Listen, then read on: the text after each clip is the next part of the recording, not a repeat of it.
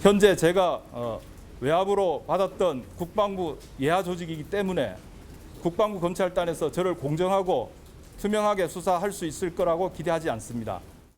연관성이라 하면 우선은 당시 MB정부 청와대에서 함께 근무를 했었다는 것이죠. 대통령실 개입 의혹이 있기 때문에 국회 운영위 또한 역할을 해야 될 것입니다. 군인의 생명이 지금 희생된 이런 사안들까지 정쟁으로 끌고 와서는 안 된다라고 보고요. 그리고 대통령실과 정부가 개입할 이유도 그리고 근거도 없다라고 생각합니다. 네, 정치권 현안 짚어보겠습니다. 윤희석 국민의힘 대변인, 현근택 민주연구원 부원장 나오셨습니다. 어서 오십시오. 안녕하세요. 해병대고 최수근 상병 순직 사건 조사 관련한 갈등 내용부터 짚어보겠습니다. 윤 대변인님. 네. 지난 2일 해병대 수사단은 경찰에 최 상병 사건 기록을 이첩하려고 했는데 국방부가 다시 회수를 했고 국방부 검찰단은 박정훈 전 수사단장을 집단 항명 수괴 혐의로 입건을 했습니다. 이게 외압이냐 항명이냐 논란이 큰데 먼저 국방부는 왜 항명이라고 보는 겁니까? 국방부가 이 경찰로 수사 기록을 이첩하지 말라는 이첩하려고 하는 것을 일단 하지 말라고 명령을 내렸는데 네. 이 박정훈 전 수사단장이 그것을 무시하고 무단으로 경찰의 수사 기록을 이첩을 했다. 그래서 국방부에서는 그 기록을 다시 회수를 했다. 그리고 그 이후에 박정훈 수사단장이 수사단장이라는 직위를 가지고서 언론에 이 관계되는 얘기들을 확인되지 않은 사실을 섞어서 네. 국방부와 본인 간의 어떤 갈등 이런 것을 야기를 했기 때문에 군내 기강이나 이런 차원에서 볼 때 명령에 이행하지 않는다. 그래서 항명이라고 정의를 하고 수사단장 직위에서 해제를 한 것이죠. 네. 현근택 부원장님, 그 박정훈 대령은 군 검찰의 소환 조사를 위한 출석을 거부하고 기자회견을 했습니다. 적법하게 수사에 경찰이 이첩된 서류를 국방부 검찰단이 불법으로 다시 가져왔고 또 외압의 주체인 국방부 예하 조직에서는 공정한 수사가 이루어질 수 없다는 건데 이 문제는 어떻게 지켜보고 있습니까? 일단 기본적으로 좀 아셔야 될 게 이 군에서 지난번에 이제 뭐 성비위 사건, 성폭력 사건 많이 일어나면서 네. 그 당시에 이제 수사가 제대로 안 된다. 그러니까 성폭력 사건이라든지 사망 사건은 민간 경찰이 수사해야 된다. 민간 법원에서 재판을 받아야 된다. 기본적으로 수사권이 민간 경찰에게 있습니다. 군 경찰은 어찌 보면 참고 자료, 그러니까 어쨌든 기초 조사를 해서 바로 이첩하는 게 정상이에요. 네. 근데 지금 논란이 되는 건 국방부 장관이 이첩하라고 결재를 했다는 거 아닙니까? 그래서 이첩을 시켰다는 거예요. 네. 근데 그 중간에 지금 뭐 이첩하지 말라고 지시했다는데 문서로 남긴 건 아니에요. 이제 구두로 했다는 건데 국방부 장관이 이첩하라고 결재까지 했고 이첩을 했는데 중간에 예를 들어서 뭐 대통령실이라든지 누가 관여해서 입하지 말라고 했다. 그러면 지금 전 수사단장 입장에서는 아니 장관이 결재했는데 당연히 이첩해야 되는데. 네. 근데 만약에 이첩한 거를 다시 가져올 근거가 있느냐? 그건 없어요. 네. 예를 들어서 그 경찰이 지금 경북경찰청인데 경북경찰청이 우리가 수사 좀 부족하니까 다시 우리가 해병대를 이첩시키겠습니다. 그거는 가능해요. 네. 왜냐하면 다시 이첩하는 가능하니까. 근데 그게 아니라 증거를 다시 가져왔다는 거잖아요. 네. 원래 수사권도 없는데 수사권이 있는데 줬다는 거. 그래서 제가 보기에는 이해가 안 가고 지금 물론 이 지금 항명이라든지 지금 문제 삼는 거는 공무상 비밀 누설이라든지 직권남용을 문제 삼는 거는 사실은 이제 군 경찰의 수사권이 있는 건 맞습니다. 네. 근데 이제 국방부 지금 이제 외압의 주체를 국방부 법무관리관이 자기한테 이런 거 빼달라는 얘기를 했다는 거기 때문에 제가 보기엔 뭐 수사심의위원회도 있습니다만 지금 전 단장 얘기도 일리는 있다. 왜냐하면 네. 국방부가 압력의 주체였는데 국방부에서 수사한다 그러면 뻔하거든요. 결과는 뻔하기 때문에 아마 이거는 제가 보기에 대통령실에서 정리하는 수밖에 없다라고 보고 네. 있습니다. 말씀하셨듯이 박 대령은 기자회견에서 수사 결과를 해병대 사령관, 해군 참모총장, 국방부 장관에도 직접 대면 보고를 했다. 그런데 알 수 없는 이유로 국방부 법무관리관으로부터 수사 외압, 부당한 지시를 받았다는 건데 국방부 지금 윗선을 암시하는 대목도 읽힙니다.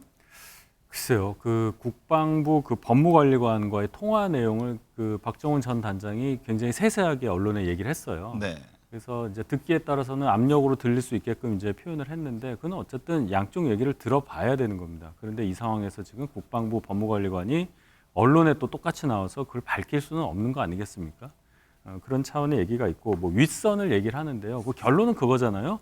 그러면 지금 문제되는 것이 해병대 1사령관을 그 수사 대상에 넣느냐 안 넣느냐 지금 이거 가지고 얘기하는 거고 해병대 1사령관은 알고 봤더니 뭐 김태호 지금 네. 국가안보실 일사단장이요. 차장하고 네. 네. 예, 과거에 MB정부 청와대에서 뭐 같이 근무한 인연 때문에 그런 압력이 아니냐 뭐 이런 얘기인데요. 일단 그 임성근 1사단장은 이미 사의를 표명을 했어요. 네. 본인의 모든 책임을 지고 지난 2일 날 최수근 상병 관련해서 본인의 책임을 통감한다 이렇게 했기 때문에 이거하고 연결시켜 보면 굳이 그런 사의를 표명한 마당에 징계 이 수사 과정에서 이 사람을 빼는 의미가 있느냐 뭐 이런 것도 생각을 해봐야 됩니다. 네. 예. 지금 여야 공방도 격화되는 모습인데요. 민주당은 지금 방금 말씀하셨듯이 임성근 해병대 1사단장이 과거 김태호 국가안보실 1차장 등과 함께 근무한 점을 들어서 이게 대통령실 개입 의혹을 제기하고 있습니다. 네, 그렇죠. 이게 아시겠지만 이미 결재를 받아서 이첩까지 했는데 네. 이제 언론 브리핑을 앞두고 있었거든요. 근데 이거를 언론 브리핑 자료를 이 대통령실에 보내달라 해서 보냈더니 그 다음에 바로 이제 브리핑이 취소된 겁니다. 그 핵심은 뭐냐면 사단장과 여단장이 업무상 과실치사를 인정할 거냐 말 거냐. 그게 핵심이었는데 포함해서 사실은 어느 정도 기초 자료만 조사한 겁니다. 실제 네. 수사권이 있는 건 아니기 때문에. 근데 사단장, 여단장을 포함해서 어쨌든 의견을 올렸는데 그게 결국은 이제 뭐 지금 다시 회수하는 방식으로 된 건데요. 그렇다면 당연히 사단장, 여단장과의 관계를 생각 안 할 수 없는데 지금 말씀하신 것처럼 뭐 국가안보실에서 이 자료를 달라고 해서 줬더니 그 다음부터 뭐 법무차관이라든지 법무관리관 이런 사람 통해서 빼달라. 그러니까 대대장 이하만 어찌 보면 그 실무 책임자들만 처벌해달라고 얘기한 건데 네. 이게 저는 좀 의아한 게 이게 수사도 아니에요. 그냥 기초 자료 정리하는 거거든요. 네. 어차피 수사권은 경찰이 있어요. 경찰이 조사하게 돼 있습니다. 지금 기초 자료 나온 것들도 보면 대부분 뭐 예를 들어서 사단장 지시사항, 뭐 여단장 지시사항 이러면서 뭐 예를 들어서 어떻게 옷을 입어라, 뭐 어떤 복장을 해라 이런 얘기들이 나왔던 거라서 이거에 군인 방법에 이렇게 민감하게 반응할 필요가 있는가? 네. 경찰이 수사권이 있기 때문에 경찰에 가서 소명을 하면 되는 것인데 이 기초 자료 조사하는 것조차에도 이렇게 국방부가 관여한다 그러면 그동안 가장 이게 기본적으로 이 수사권을 민간 경찰에 넘길 이유에서 딱 드러나는 겁니다. 그러니까 네. 공정한 수사가 안 되는 거죠. 그 부분을 지적하는 건 저는 합당하다고 보고 있습니다. 이재명 민주당 대표는 병영 부조리를 다룬 드라마 DP를 언급하면서 이게 드라마보다 참담한 현실이다 이런 지적을 했는데요. 지금 국민의힘은 외압은 없었다 이런 입장이잖아요. 방금 전에 제가 설명을 드렸지만 네. 외압을 할 만한 이유가 없다는 거죠. 외압을 가해서 현근택 변호사께서 말씀하신 대로 수사도 아니고 어떤 자료 정리해서 가는 그 자료의 대상에서 빼라는 얘기인데 그래서 얻는 게 뭐가 있습니까? 이렇게까지 할 이유가 없다는 얘기죠. 그래서 제 말씀은 이런 얘기들은 양쪽의 입장, 과정을 다 들어봐야 하는 건데 지금 네.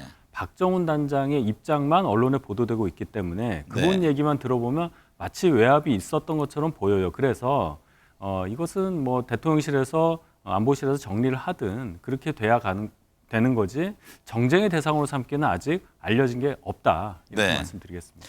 국민의힘의 대표적인 두 비윤주자 대통령실을 지금 저격하고 있습니다. 유승민 전 의원은 평소면 고소할 대통령실 아무 설명 못하고 있다 이런 얘기를 했고 또 이준석 전 대표는 박대령은 사람에 충성하지 않았다.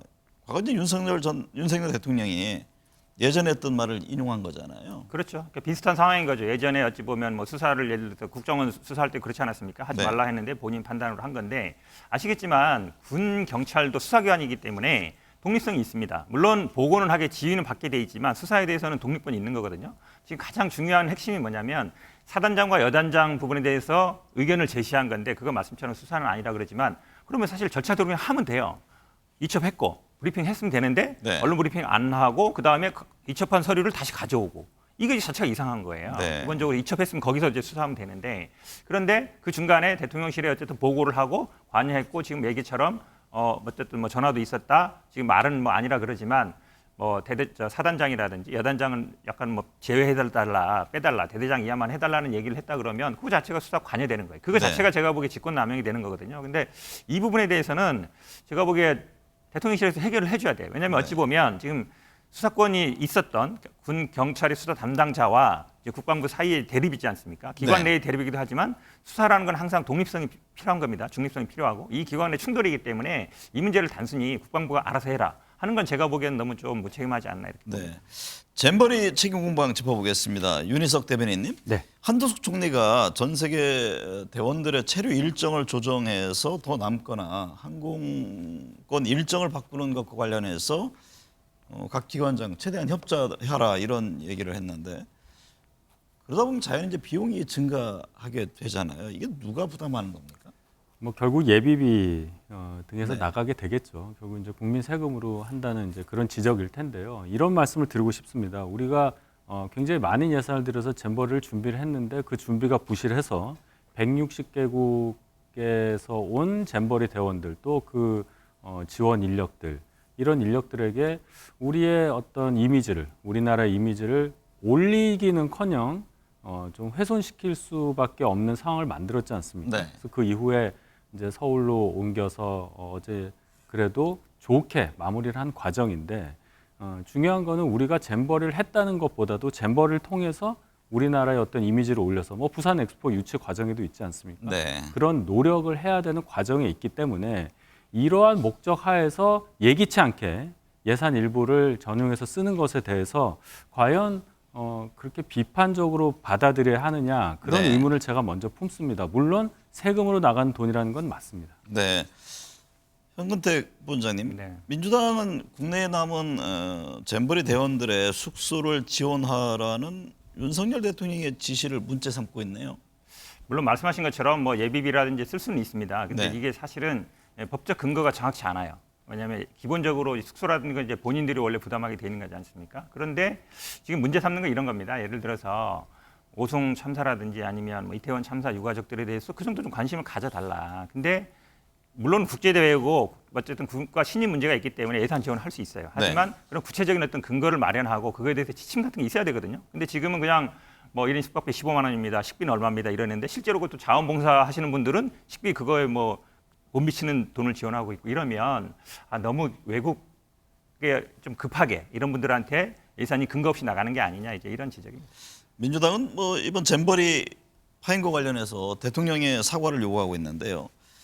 윤희석 대변인님, 국민의힘은 부실한 준비 운영 전북도를 조준하고 있습니다. 이제 끝나고 나서 결국에는 원인 책임 규명이 돼야 될 텐데 어떤 입장을 갖고 있는지요?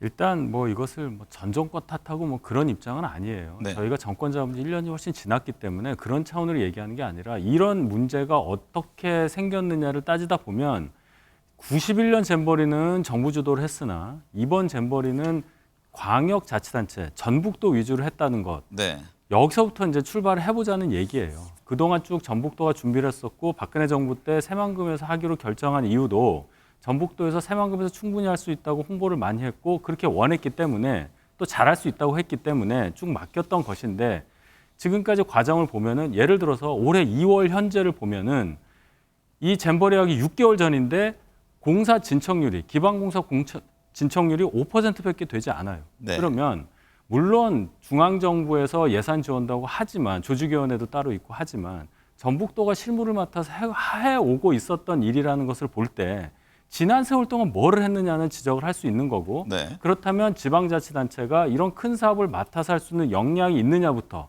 그러면 그동안 뭐 전임 송하진 지사에서부터 김광영 지사까지 도대체 전북도에서는 어떤 일이 있었느냐 그 많은 예산을 가지고 네. 이런 얘기를 할 수밖에 없고요. 99번의 출장이 있었습니다. 이 잼버리 관련해서. 그중에 7번을 빼면 전부 전북도 공무원, 부안군 공무원 아니면 새만금 개발청 공무원의 출장이었고 중앙정부 공무원이 출장을 간 건 99번 중에 7번밖에 없었어요. 네. 이렇게 주도적으로 지방자치단체 위주로 준비되어 왔던 행사이기 때문에 이 부분을 보자는 거지 정쟁을 하자는 차원은 아니다. 이 말씀 드립니다. 민주당은 어떤가요? 잼버리 파행 원인 책임에 대한 입장은 어떻습니까? 우리가 사실은 뭐 잼버리뿐만 아니라 국제 대회를 많이 하지 않습니까? 월드컵이든 뭐 올림픽이든 하면 이제 조직위원회를 만듭니다. 조직위원회라는 게 기본적으로 별개의 법인이에요. 조직위원장은 누가 맡느냐 중요하죠. 지금 이제 여가부 소속이기 때문에 물론 5명이 됐습니다만 5명이 된 건 최고이고 결국은 이제 여가부 장관이 예산과 인사권을 갖습니다. 조직위에 대해서. 그럼 조직위의 책임이에요, 결국은. 아시겠지만 조직위는 여가부 장관이 책임지고 있고 또 지원위원회가 있거든요. 지원위원회는 국무총리가 위원장입니다. 그러면 이건 정부의 행사예요. 국제대회이기 때문에. 이거를 마치 예전에 평창 우리 뭐 만약에 올림픽이 잘못되면 강원도 평창군이 책임집니까? 그게 아니거든요. 네. 국가 행사기 때문에 지금 언론 브리핑이라든지 나와서 해명하시는 분 보세요. 전북 도지사 나와서 합니까? 아니잖아요. 여가부 장관이나 행안부 장관이 나와서 않습니까? 책임이 있기 때문이에요. 네. 권한만큼 책임을 지는 건데 모든 권한은 다 갖고 있으면서 책임은 전북이 져라. 이러면 제가 보기에는 전형적으로 꼬리 자르기식이 될 수밖에 없는 거죠. 주제를 좀 바꿔보겠습니다. 내년 총선 얘기를 해볼 텐데요. 현근택 부원장님, 여당에서 수도권 위기론이 나오고 있습니다. 그 배경을 두고 이게 비윤의 지도부 흔들기 아니냐 이런 분석도 있던데 동의하십니까? 저는 뭐 그런 측면보다는 이거는 여야 마찬가지로 봅니다. 네. 야당 입장에서도 수도권의 대부분의 의석을 이제 민주당이 차지하고 있기 때문에 이걸 지킬 수 있느냐 국민의 네. 관건일 거고. 야당도 위기의식을 갖고 그렇죠. 있죠. 왜냐하면 야당 입장에서는 지금 이제 그 지도부가 당 대표라든지 아니면 뭐 원내대표 이런 분들이 다 수도권 분들이 아니에요. 그러니까 윤상현 의원도 얘기하는 것처럼 긴장감이 없다. 선거를 해본 적이 없고. 그러니까 제가 보기에 수도권의 승패가 거의 뭐 과반 이상이 달려 있기 때문에 의석이 굉장히 중요한데 이거는 뭐 누구를 흔들기보다는 아마 여야 모두 공이 안고 있는 문제다 이렇게 보고 있습니다. 네. 윤희석 대변인님, 그 안철수 의원은요, 뭐 인재 영입을 빨리 해야 된다 그런 입장을 냈잖아요. 네. 그 여당 안에서 실제 어떤 수도권에 대한 위기론 이것이 좀 확산되고 있는 상황입니까? 수도권 위기로는 저희가 21대 국회 이후로 계속 갖고 있는 문제입니다. 네. 수도권 121석 중에 처음에 저희 당이 17석 이겼었어요. 네. 근데 지금 뭐 보궐선거 이기고 뭐 하다가 지금 18석 돼 있습니다. 121석 중에 18석밖에 못 갖고 있는 상황에서 어떻게 수도권 위기감을 느끼지 않겠습니까? 그런 차원에서 안철수 의원도 수도권이 중요하기 때문에 인재 영입도 하고 빨리 서둘러서 적어도 수도권 안에서 과반할 수 있는, 그래서 전체 총선 승리를 이룰 수 있는 기반을 마련하자, 이런 차원의 아주 당연한 얘기를 하고 계신 거죠. 관련해서 한동훈 장관 차출론 얘기가 나오던데 어떻습니까? 이게 실현 가능성이 있는지 상황을 좀 더 봐야 하나요?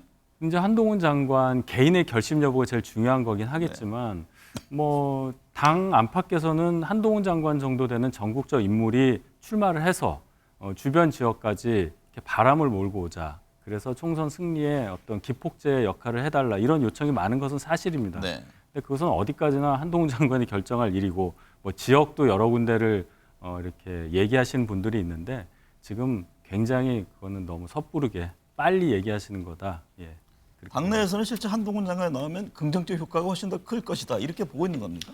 제 개인적으로 그렇게 봅니다. 네. 예를 들어서 한동훈 장관 정도의 파괴력을 갖고 있다면 저희 입장에서 볼 때 네. 민주당에 꽤 비중 있는 분하고 예를 들어서 1대1 매치를 한다면 굉장히 큰 화제가 될 거거든요. 네. 그런 차원에서 보면은 저희 입장에서도 선거운동 할 때 뭐 같이 나온 후보들 입장에서는 굉장히 힘이 될 여지는 충분히 생각할 수 있죠. 현근택 부원장님께도 같은 질문을 드리겠습니다. 그 한동훈 장관이 만약에 총선에 움직일 경우 야당으로서는 상당히 부담이 되는 겁니까? 큰 부담은 없을 걸로 봅니다. 네. 왜냐하면 뭐 정치 이분이 뭐 그동안 법무부 장관이나 검사로서 어떤 역할을 해오는지 모르겠지만, 네. 그러니까 아마 여당 지지층, 보수 지지층의 지지세가 있지만 일반 국민들이나 좀 뭐 중도층이 보기에는 그렇게 소득이 있는 것 같지는 않거든요. 네. 근데 이제 선거는 결국은 중도층이 결정하게 됩니다. 물론 네. 뭐 지역구마다 다를 수는 있어요. 근데 일단은 정치 경험이 없고 그다음에 선거를 해본 경험이 없거든요. 그러면 본인 선거하기 좀 바쁠 것이다. 네. 그러면 이제 뭐 선거를 끌고 나갈 정도는 아닌 것 같고, 그러면 뭐 안정적인 지역구를 준다든지 아니면 뭐 비례대표를 주면서 이제 선거를 나서올 수는 있겠지만, 글쎄요, 제가 보기에는 뭐 그 정도 야당 입장에서 크게 걱정할 것은 아니라고 보고 있습니다. 수도권 민심을 가장 좀 뭐 가깝게 볼 수 있는 게 10월에 예정돼 있는 강서구청장 재보궐선거잖아요. 네. 그래서 김태우 전 강서구청장이 지금 형이 확정된 지 석 달이 채 안 된 상황에서 8.15 광복절 특사 사면 얘기가 나오지 않습니까? 그렇죠. 이거 어떨 것 같아요, 지금?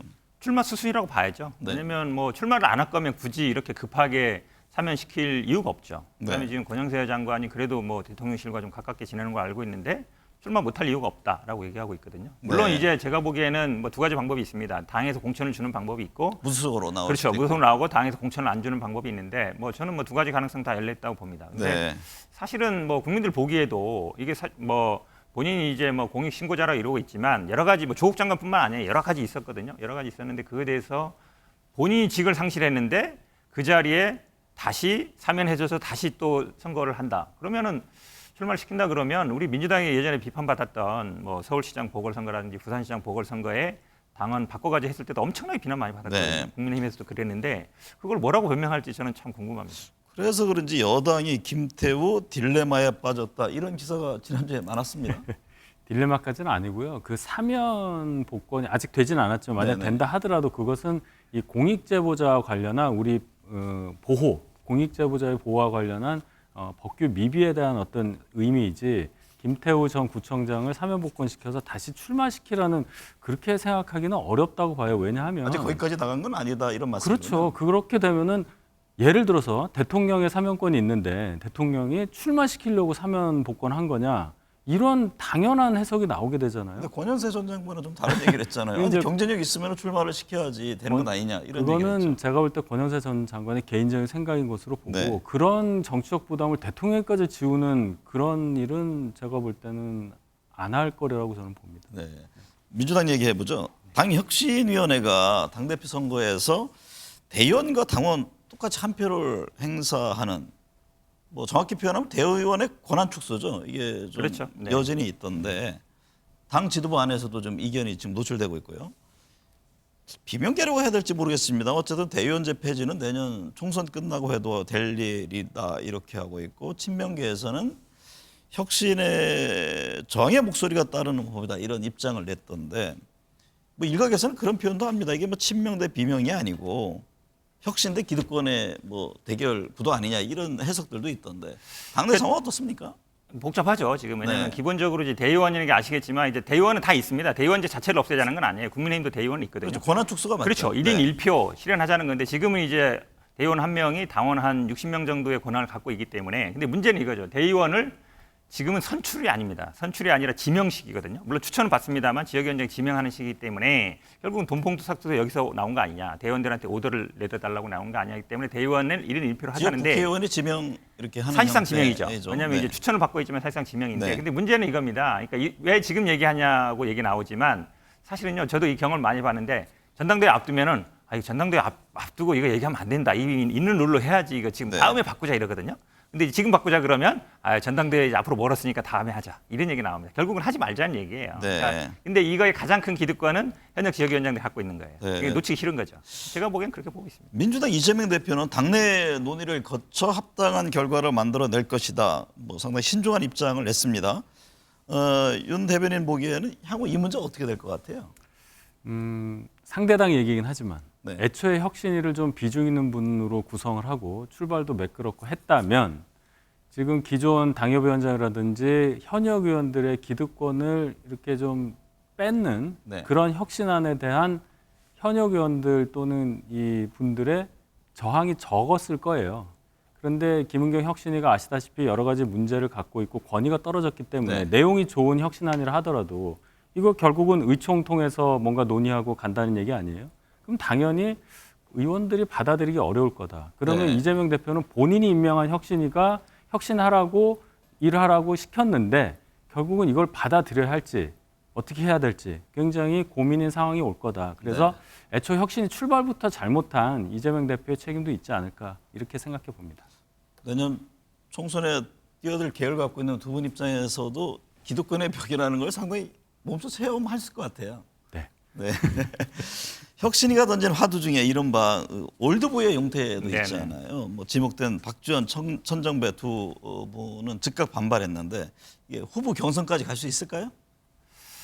되게 어려운 질문입니다. 네. 근데 제가 보기에는 뭐 또 그렇다고 해서 하지 말아라라고 할 수는 없는 것 같고 왜냐하면 경쟁력이 많이 있다. 여론조사라든지 아니면 뭐 당원 순서로 하는 거니까요. 근데 사실 이분들 대상은 아니에요. 전현직 다선 의원 얘기했지만 네. 이번에 혁신에서 가장 큰 논란이 됐던 거는 3선 이상 초과를 어쨌든 동일 그렇죠. 그 지역구에서 내용이 계속 하느냐 마느냐. 들어갈지 말지에 대해서도 그렇죠. 그 논란이 있었는데 있었죠. 결국은 못 들어가고 네. 또 뭐 그냥 구두적으로 얘기했지만 또 삼선이라는 얘기를 못 꺼낸 거죠. 한마디로 네. 얘기하면. 그래서 다선 의원 얘기했는데 지금 뭐 천정배 전 의원이나 뭐 박지원 전 의원은 사실 여기에 대상은 아니거든요. 네. 근데 제가 보기엔 이거는 뭐 국민의힘과의 어차피 지금 국민의힘도 지금 인재영의 맥이 나오고 뭐 혁신 얘기 네. 나오거든요. 그러면 제가 보기엔 같이 굴러갈 수밖에 없다. 앞으로 아마 공천 과정에서도 삼선 초과 금지, 동일 지역 뭐 출마 금지 문제는 계속 나올 걸로 보고 있습니다. 여러 이제 과정이 앞으로 진행되겠죠. 윤 대변인, 이재명 대표가 오는 17일 백현동 특혜개발 의혹과 관련해서 검찰에 출석할 예정인데요. 이제 올 들어 네 번째 검찰 출석입니다. 대장동 또 성남 FC 수사에 이은 검찰 조사인데 향후 이거 어떻게 전망하세요? 결국은 출석을 하라는 얘기는 이제 대면 조사한다는 거 네. 아니겠어요? 그 다음 수순을 생각해야 될 텐데 아마도 이제 영장 청구 단계까지 수사가 많이 진행된 게 아닌가 이렇게 생각이 듭니다. 그러면 이제 출석 이후에 어느 정도 시점을 봐서 검찰에서 준비가 잘 돼 있다면 영장 청구를 하지 않을까. 그 네. 단계까지는 가지 않을까. 그래서 회기 중이라면 뭐 체포동의안을 국회로 보낼 수도 있는 거고요. 네. 이제 회기가 시작되니까요, 곧. 아마 또 그런 똑같은 일이 반복되지 않을까 하는 생각이 듭니다. 현 부원장님, 대장동과 성남 FC 관련 수사는 뭐 큰 진전이 없는 것 아니냐 이런 또 평가가 있었잖아요. 이번 백현동 관련 수사 검찰이 구속영장 청구할까요? 뭐 이것만으로 하지는 않을 것 같습니다. 네. 왜 그러냐면 지금 만약 영장 청구했다 기각됐을 경우에는 검찰 입장이 굉장히 어쨌든 타격을 뭐 받게 대북 되는데 송금 관련한 거와 묶어서 저는 뭐 하느니, 같이 할 가능성이 예, 높지 않나라고 그런 얘기 보는데 나오죠. 사실은 이 백현동 사건 같은 경우도 비슷합니다. 대장동 사건하고 아마 뇌물로 어떻게든 엮고 싶을 거예요. 그냥 돈 문제가 되니까. 네. 근데 뭐 지금 나오는 이거는 대장동이랑 비슷하게 흘러가는 것처럼 50%는 뭐 두 사람 거다. 두 사람은 누구누구다. 근데 그런 얘기 들었다는 거거든요. 그러니까 이동규 얘기랑 비슷하게 가고 있어서 네. 결국 근데 배임이라는 거는 굉장히 어려운 범죄입니다. 실제로는. 예를 들어서 뭐 누구한테 이득을 얼마 줬다 이런 식이 되는 건데 그 금액은 계산하기 나름인 거고요. 그러면 배임만 가지고 영장 청구할 수 있겠느냐 이런 문제가 되는 거라서 저는 아마 뭐 쌍방울하고 같이 청구하지 않겠나 이렇게 보고 있습니다. 한다면 국회 회기 중에 할까요? 그러니까 회기 중에 하더라도 예전에 뭐 사례를 보면 지금 나오는 얘기가 어쨌든 이재명 대표 입장에서는 난 나가겠다고 했기 때문에 네. 그걸 포기한 거거든요. 그럼 그렇죠. 뭐 시회를 한다든지 뭐 정회를 한다든지 뭐 그런 방법도 있을 것 같습니다. 네. 고 노무현 전 대통령에 대한 사자 명예훼손 혐의로 기소된 정진석 의원에 대해서 1심 법원이 실형을 선고했습니다. 여당은 이게 법원의 정치적 판결을 한 것이다 이런 비판을 하네요. 왜냐하면 그 전례와 비교할 수 없을 정도로 너무 과한 징역형을 선고했기 때문이에요. 애초에 검찰에서는 이 약식 기소했는데 이걸 정식 재판으로 재판부가 바꿔서 이것도 벌금 500만 원 구형한 것에 대해서 징역 6개월을 뭐 법정 그렇죠. 구속은 안 했습니다만은 그래서 이제 자연적으로 물론 이게 여러 가지 논란이 있을 수 있겠습니다만은 이 단독 판사가 판결을 내렸단 말이죠. 그래서 그 판사 개인의 어떤 뭐 성향이라든지 이런 것에 대해서 논란이 커지는 그런 상황으로 봅니다. 네. 이 얘기는 이게 지금 뉴스가 될 만큼 이례적이었다는 것을 뭐 여야 공히 언론에서도 다 인정하기 때문에 이게 지금도 뉴스가 된다고 보고 있고요. 네. 이런 배경을 뭐 해석하는 건 큰 의미가 없고 다시 2심에서 제대로 정당한 판결이 나오기를 바라는 그런 마음입니다.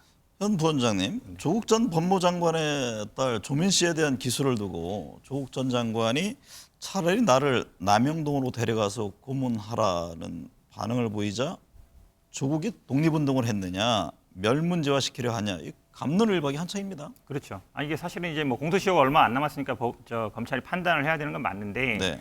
근데 저는 이제 검찰이 뭐 공식적으로 밝힌 건 아니지만 언론을 통해서 나온 거 보면 뭐 반성하는 태도를 보겠다 한 거 아닙니까? 그러니까 조민 씨 같은 경우에는 뭐 의사 면허도 반납하고 대학이라든지 대학원 뭐 행정소송도 취하고 이런 것입니다. 근데 검찰의 입장에서는 이런 것 같습니다. 항소심에서 조국 전 장관이 인정하는지 안 하는지를 보겠다. 그러면 딸에 대한 입장을 아버지가 그럼 결국은 딸을 기소 안 할 테니까 혐의를 인정해라 이렇게 나온 거 아니겠습니까? 네. 근데 이게 어찌 보면 검찰이 이제 수사라든지 아니면 기소를 하는 그동안의 방식이었는데 뭐 공식적으로 한 것도 아니고요. 지금 네. 어찌 보면 우리는 그런 적 없다 이렇게 나갈 수도 있는데 괜히 제가 보기에는 좀 검찰이 해도 너무한다. 기본적으로 뭐 옛날에 그냥 다 해버리든가 괜히 남겨놓고 뭔가 반성하면 뭐 기소유예라도 할 것처럼 얘기하다가 뭐 당사자는 했지만 아버지가 죄를 인정 안 하니까 그냥 기소하겠다. 이건 제가 봐도 해도 너무한다라고 봅니다. 약물에 취한 채 롤스로이스 차량으로 여성을 치어서 크게 다치게 한 남성의 이 석방 조치로 논란이 됐었던 일이 있는데요. 이를 두고서 민주당 박용진 의원, 한동훈 법무부 장관 사이에 지금 거친 공방이 네. 오고 왔습니다. 호문은 박용진 의원이 열었는데 어떤 겁니까? 사실은 이제 아마 그 17시간 만에 이제 석방되지 않았습니까? 네. 보통 이제 뭐 경찰에 체포됐다가 보통 뭐 신원 보증이 이제 이건희 같은 경우는 이제 로펌 변호사가 갔던 것 같은데 신원 보증하면 풀어주는 경우 있는데 좀 이례적인 거 맞습니다. 왜 그러냐면 보통은 뭐 몇 시간 정도 있다가 가는 건 있는데 많이 다쳤거든요. 최근에 뇌사 상태까지 갔고 다시 이제 영장 청구까지 들어가지 않았습니까? 그걸 보면 처음부터 영장 청구하지 않은 게 좀 이상하긴 합니다. 그렇긴 한데 이게 지금 이제 박용진 의원이 얘기하는 것처럼 예규상 신원보증하면 풀어주는 거 그 예규가 문제다라고 얘기하는데 제가 보기에 이거는 뭐 법무부 장관하고 다툴 건 아니다. 오히려 네. 경찰 쪽에서 처음에 왜 그랬는지 그걸 좀 파악할 필요는 있는 것 같습니다. 한 장관이 바로 반박했죠. 그렇죠. 이거는 박용진 의원이 좀 잘못 짚은 것 같아요. 이게 네. 대검 예규가 이 검경 수사권 조정 때문에 경찰이 결정안에 적용이 되지도 않을 뿐더러 이 예규의 내용은 불구속 수사 대상인 사람에 대해서 신원 보증을 하면 풀어준다 이 얘기지 구속 수사 대상인 사람에게 신원 보증했다고 해서 풀어준다는 그런 얘기가 아니거든요. 네. 그러니까 제대로 알고 짚은 건 아니다. 박용진 의원이 조금 잘못하신 게 아닌가 이렇게 봅니다. 네. 오늘 두 분 말씀 감사합니다.